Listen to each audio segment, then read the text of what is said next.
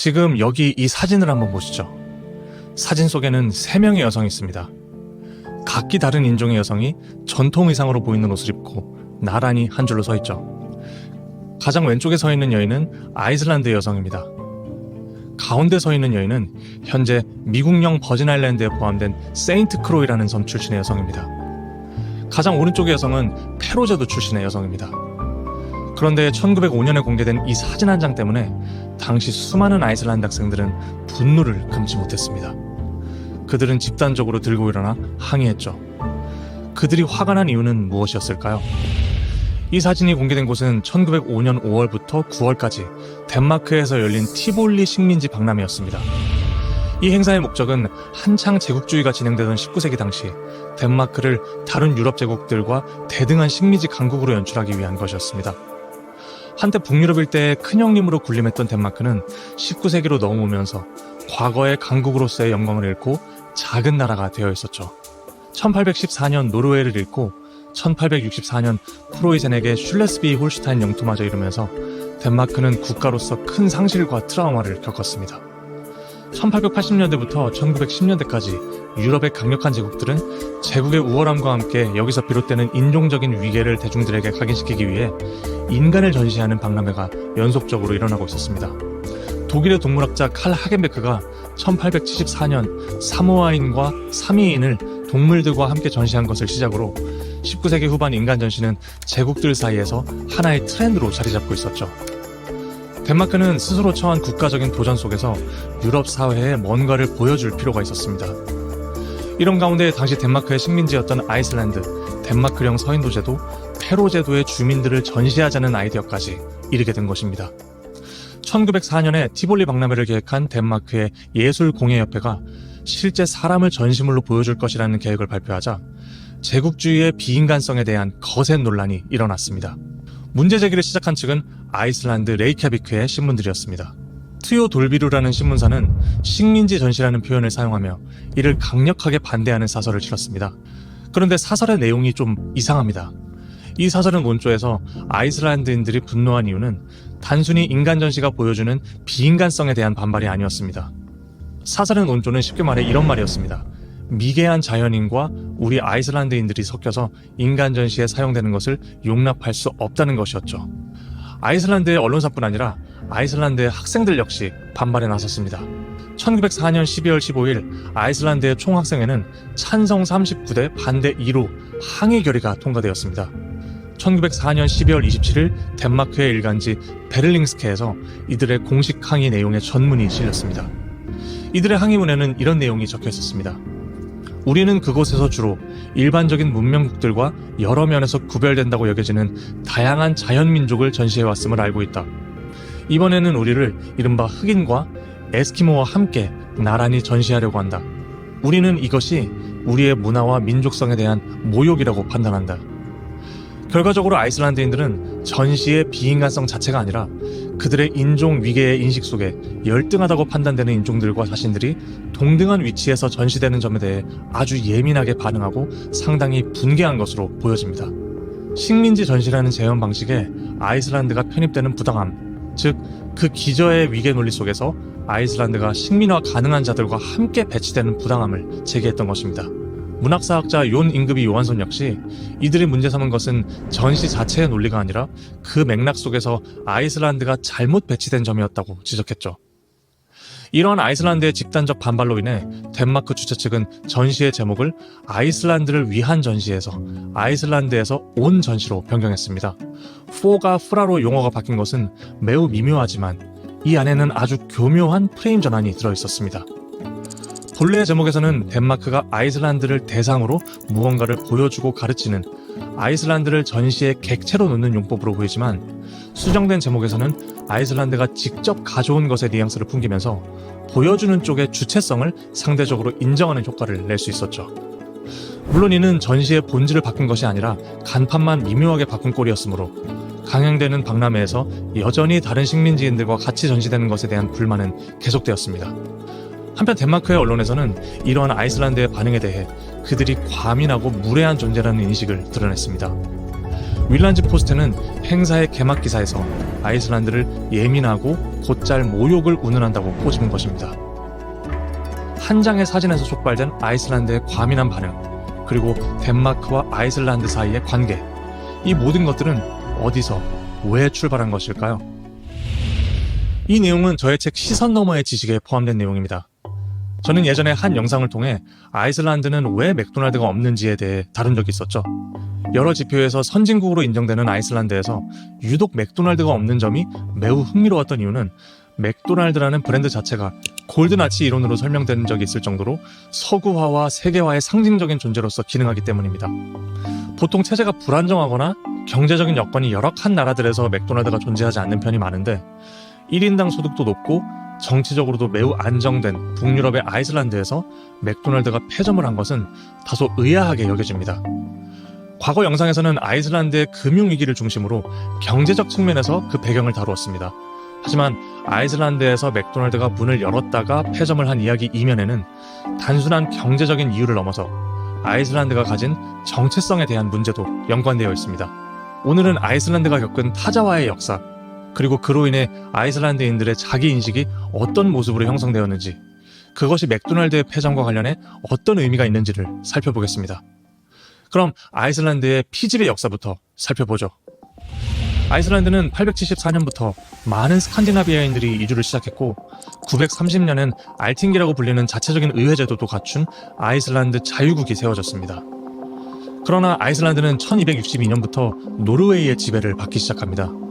또 1397년 덴마크, 노르웨이, 스웨덴의 동군연합체인 칼마르 동맹이 출범하면서 아이슬란드는 가장 힘이 강력했던 덴마크의 통치 아래 놓이게 되죠. 이후 아이슬란드는 아주 긴 시간 동안 완전한 자주국가가 되지 못했습니다. 1918년에 이르러서야 아이슬란드는 덴마크로부터 독립을 인정받았고 2차 세계대전 시기 덴마크가 나치 독일에 점령당하면서 덴마크와 정상적인 접촉이 불가능해지자 1944년 미국의 점령을 받던 아이슬란드는 비로소 자체적인 공화국 수립을 선언할 수 있었습니다. 1262년 노르웨이의 지배를 받기 시작한 이래 무려 7세기 정도의 시간이 흐르고 나서야 되찾은 순간이었죠. 하지만 이러한 과정에서 아이슬란드에 하나의 씨앗이 심겨졌습니다. 그것은 바로 제국주의적 시각, 오리엔탈리즘적 세계관이었습니다. 19세기는 유럽의 제국주의 국가들이 세계의 패권을 쥐게 되면서 아프리카와 아시아의 식민지를 차지하기 위해 경쟁하던 시대였죠.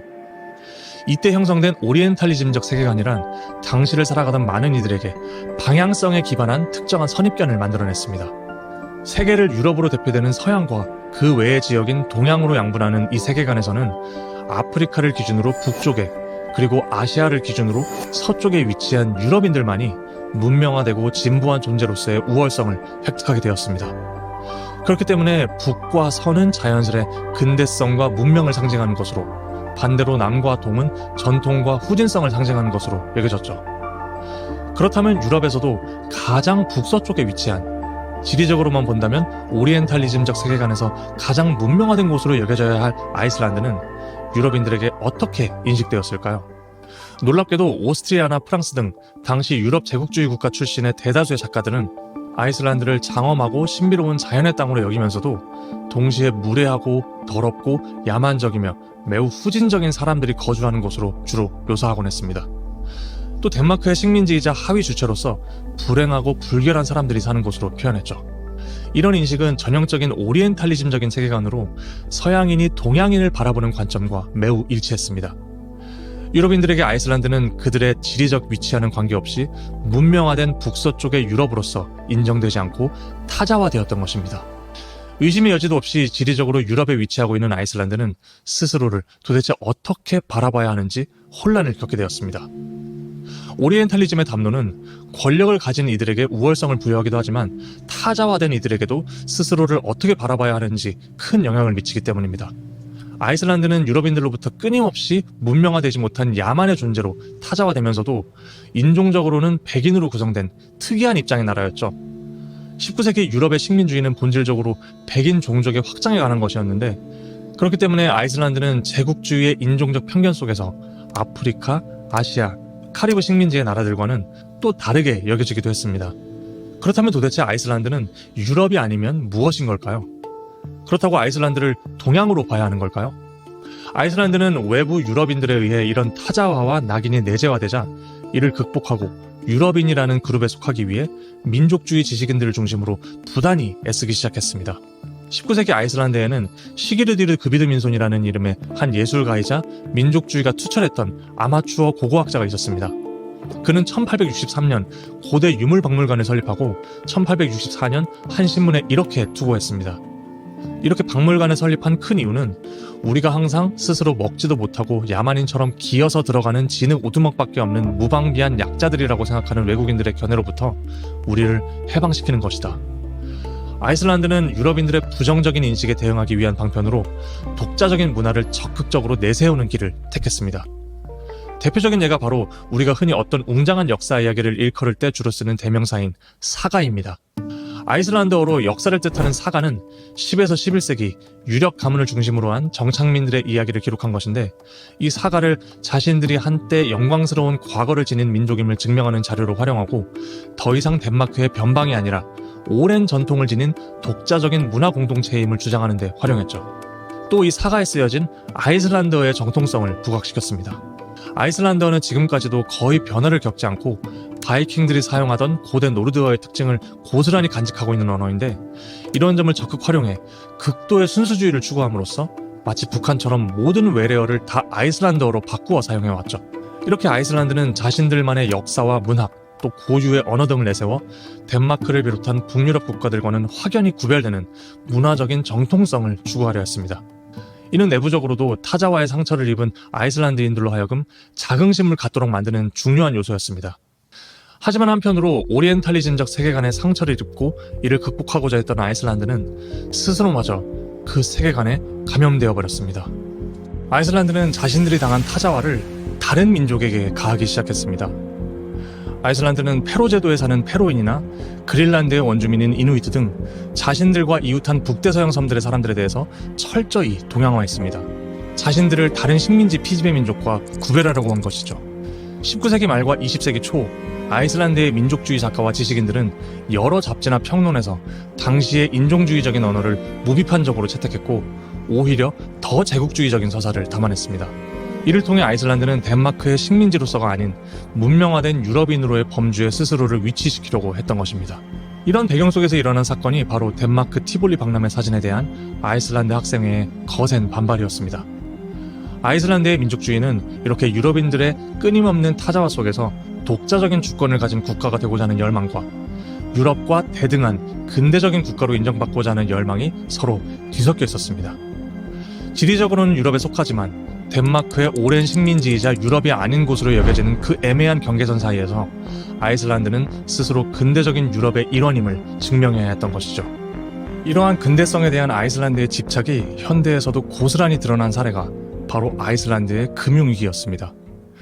1990년대에 들어 세계가 바야흐로 신자유주의의 시대가 되었을 때 아이슬란드는 국제적인 금융업으로 탈바꿈하기 위해 노력했습니다. 2005년 하들로르 아스그림손 총리는 아이슬란드가 글로벌 기업들에게 서비스를 제공하는 세계 국제금융의 중심지가 되겠다는 꿈을 가지고 있다고 야심차게 선언하기도 했습니다. 이러한 신자유주의적인 개혁은 아이슬란드 경제에 커다란 변화를 몰고 왔습니다. 금융기관의 엄청난 성장, 부동산 시장의 호황, 높은 인플레이션율은 광범위한 소비와 동시에 부채의 축적으로 이어졌습니다. 특히 총리의 선언대로 아이슬란드의 금융업은 폭발적인 성장을 했습니다. 1997년 GDP 대비 4%에 불과했던 금융산업은 2007년 14%로 급성장했죠.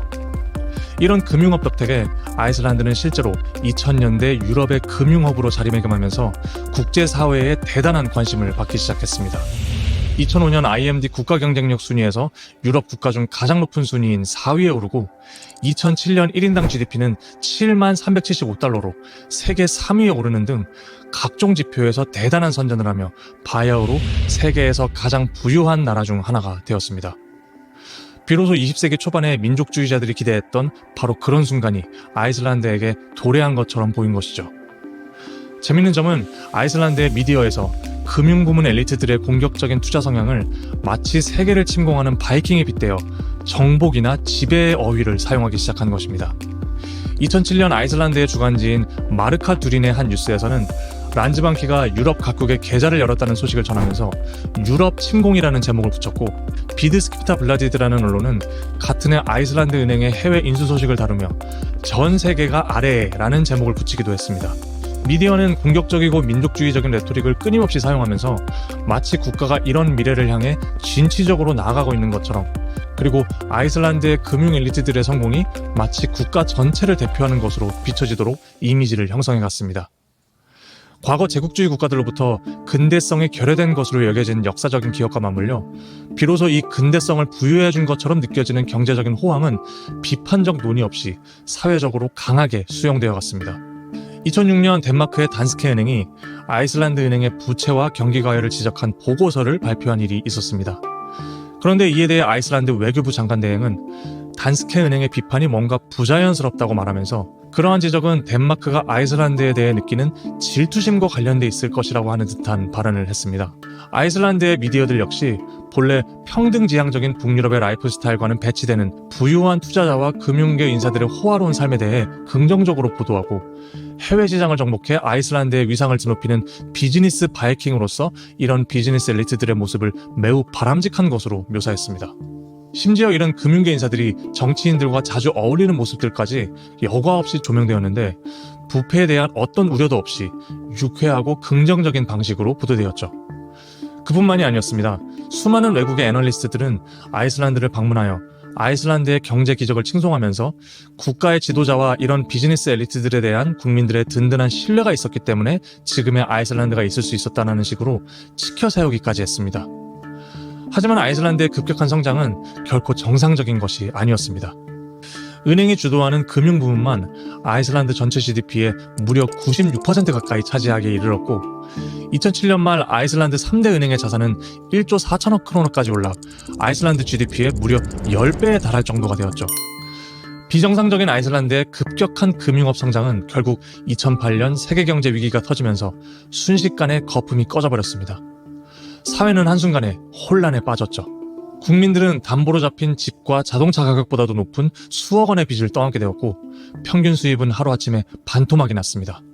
아이슬란드의 맥도날드 역시 경제 위기와 엄청난 물가 상승으로 인한 수입 원재료 가격을 감당하지 못해 아이슬란드에서 철수해야 했는데, 맥도날드의 폐점은 당시 아이슬란드인들에겐 더 특별한 의미를 갖고 있었습니다. 아이슬란드의 인류학자 크리스틴 로프츠도티르 교수는 그의 논문에서 맥도날드의 개업과 폐점이 아이슬란드인들에게 주는 의미를 그들의 정체성과 연결지어 매우 흥미로운 관점을 제시했습니다. 그의 분석에 따르면 맥도날드가 아이슬란드에서 문을 열게 된 것은 가난했던 과거를 극복하고 국제화된 현대사회로 진입했음을 의미하는 것이었습니다. 그러나 맥도날드가 16년 만에 폐업하게 되자 아이슬란드인들은 유독 큰 상실감을 느꼈습니다. 햄버거 가게 하나도 운영할 능력이 안 되는 국가는 많지 않지만 아이슬란드도 바로 그런 나라 중 하나입니다. 맥도날드도 운영하지 못하는 국가는 은행도 운영할 수 없습니다. 맥도날드가 이 나라를 떠난다는 것은 무엇을 의미할까요? 우리가 15년 전으로 되돌아간다는 의미일까요? 우리가 이 유명한 체인을 유치할 가치가 없는 세계의 작은 구석이라는 뜻일까요? 우리가 정말로 다른 세계로부터 더욱 고립되고 있는 걸까요? 크리스틴 교수는 맥도날드의 폐점이 단순히 패스트푸드점 하나의 폐업이 아닌 아이슬란드 사회가 글로벌 금융위기로 인해 경험한 경제적, 심리적 상실감을 집약적으로 보여주는 사건이라고 분석했습니다. 맥도날드가 떠났다는 사실은 아이슬란드가 세계화와 현대화에서 탈락당한 것을 상징하는 것만 같은 불안감의 인식이기도 했죠. 그 불안은 당연히 외국에 의해 타자화되었던 과거의 역사와 연결되어 있습니다. 그런 기억과 맞물려 맥도날드의 퇴장은 아이슬란드가 다시 예전에 스스로 다스릴 수 없는 피지배자로 되돌아가는 상징처럼 느껴지는 불안을 만들었고, 때문에 그것은 더 충격적일 수밖에 없었던 것입니다. 바로 이런 점에서 그들이 잠시나마 신뢰했던 이 모든 비극을 만들어낸 정치인들, 금융계 엘리트들, 그리고 그들을 영웅화한 아이슬란드의 언론에 대한 배신감이 더 클 수밖에 없었던 것이죠. 아이슬란드는 금융위기 이후 책임자들에 대한 엄격한 처벌과 과감한 정책으로 다행히 과도한 부채에서 빠르게 벗어났고, 관광업을 육성시키면서 경제를 회복시켰습니다. 아이슬란드는 2025년 현재를 기준으로 세계에서 손꼽히는 살기 좋은 나라입니다. 경제지표는 말할 것도 없고 삶의 만족도 순위는 41개국 중 핀란드에 이어 2위에 오를 만큼 높습니다. 세계에서 세 번째로 엄마가 살기 좋은 나라인데다가 동성애자들이 가장 행복한 나라로 선정되는 등 성평등, 사회적 약자에 대한 배려도 세계에서 가장 활발히 이루어지는 나라 중 하나이죠. 누가 봐도 아이슬란드는 여러 지표에서 선진국으로 말하기에 부족함이 없는 세계 최고 수준의 순위를 자랑하고 있습니다. 맥도날드라는 프랜차이즈 하나가 없어졌다고 해서 이런 아이슬란드가 선진국에서 탈락되는 것도 아니죠. 그럼에도 불구하고 아이슬란드는 오랜 시간 지배당하며 타자화되어 온 역사와 더 강한 국가들로부터 인정받고자 하는 욕망이 맞물린 나머지 맥도날드가 없는 국가들 대열에 합류한 것에 불안과 상실을 느끼기도 했습니다. 하지만 맥도날드가 아직도 존재하지 않는 남반구 국가들이 겪고 있는 지구적인 부의 불평등, 빈곤, 정치적 불안을 생각해봤을 때 아이슬란드가 느꼈던 불안과 상실은 다소 낯설게 느껴집니다. 마치 덴마크 식민지 박람회 시절에 타인종과 함께 찍힌 사진을 보고 아이슬란드 학생들이 표출했던 분노, 동전의 양면처럼 열등감과 오만함이 뒤섞여 있던 그 항의 장면이 떠오르기도 합니다. 맥도날드의 부재보다도 아이슬란드가 먼저 극복해야 할 것은 피지배와 타자화된 역사에서 비롯된 왜곡된 자기인식이 아닐까요? 스스로 그토록 분노하고 부끄러워한 정치계, 금융계, 언론계의 부패가 만들어질 수 있는 조건이 형성된 것도, 그래서 뼈아픈 금융위기로 이어진 것도 어찌 보면 왜곡된 자기인식에서 출발한 욕망이 큰 영향을 미쳤을 테니 말입니다. 그런 점에서 아이슬란드가 이런 자기인식을 극복하지 않는 한 영영 남에게 인정받기 위한 욕망의 망령에서 벗어나지 못하는 선진국, 그래서 역설적으로 영영 선진국이 되지 못하는 선진국일지도 모르겠습니다.